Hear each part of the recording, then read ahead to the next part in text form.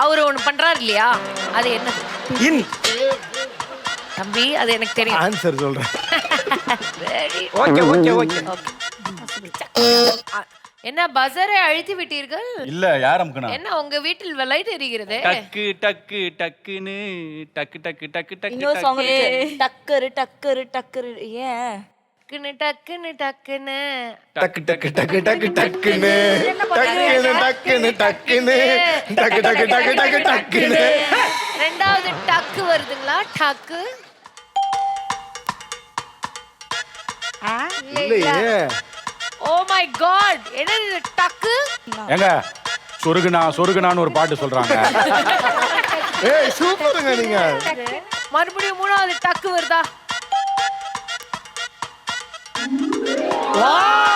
என்னமா பண்ணலாம், டிஸ்கோவுக்கு போகலாம்.